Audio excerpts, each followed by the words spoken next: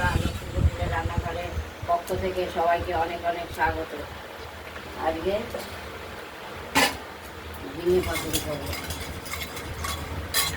সবজি খাবো। এই যে ঝিঙেগুলো আমরা ইয়ে করে কেটে একদম তৈরি করে নিয়েছি।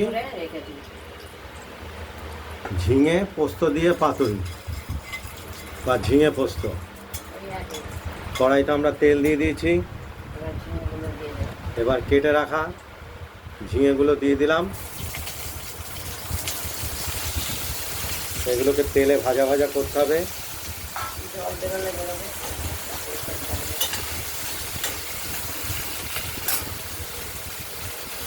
প্রতিদিনেরই আমাদের কিছু না কিছু পরিমাণ তরকারি, সবুজ তরকারি খাওয়া প্রয়োজন।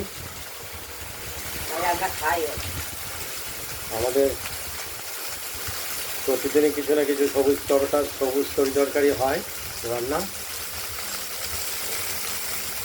আজকে যেমন হচ্ছে ঝিঙে। এবার পোস্ত আর কাঁচা লঙ্কাটা আমরা বাটবো। ততক্ষণ ঝিঙেটা ভাজা হতে থাকুক।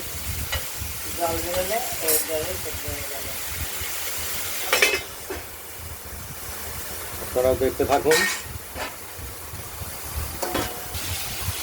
ঢাকনাটি খুলে ঝিঙেগুলো আমরা একটু নাড়াচাড়া করে দিলাম।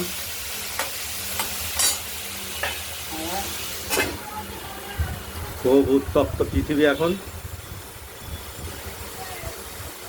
তার মধ্যে স্টোভের গরম আসছে।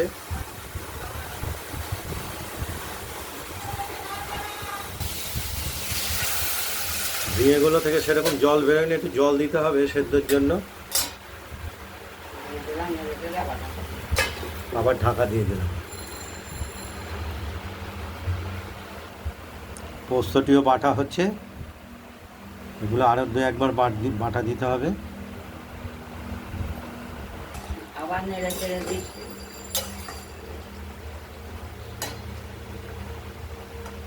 কিছুটা সদ্য হয়েছে, আবার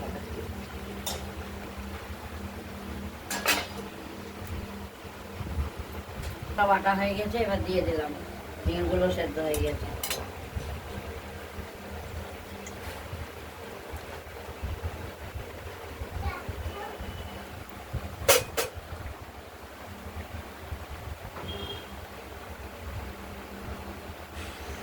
একটু মিষ্টি দিয়েছি, সামান্য একটু মিষ্টি দিয়েছি স্বাদের জন্য।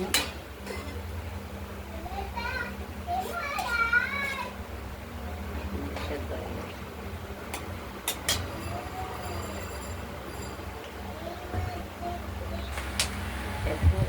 এবার একটু কাঁচা সর্ষের তেল দিয়ে দিলাম ফ্লেভারের জন্য, দেখতেই পাচ্ছেন।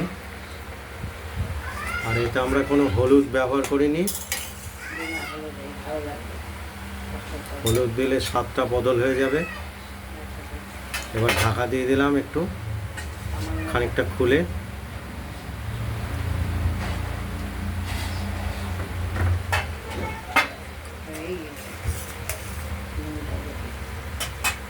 এবার আমরা লবণটা একটু দেখে নেব ঠিকঠাক আছে কিনা, লবণ এবং ঝাল আর মিষ্টিটা।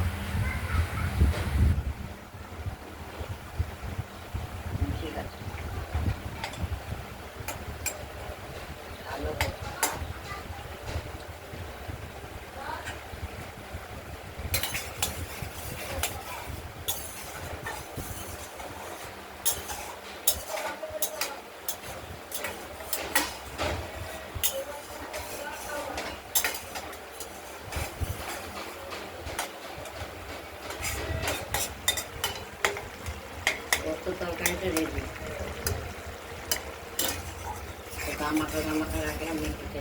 বন্ধুরা, আপনারা এই ধরনের রেসিপিটি বাড়িতে বানিয়ে ফেলুন, দিয়ে আমাদের কমেন্টসে জানাবেন। যদি ভালো লাগে শেয়ার করবেন, কমেন্ট করবেন। আর রান্না বান্নাটা যদি ভালো লাগে সাবস্ক্রাইব করবেন।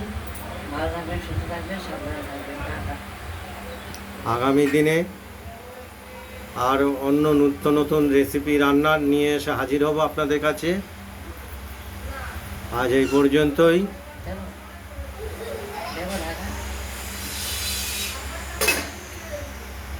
নমস্কার। ও এনেছে পান।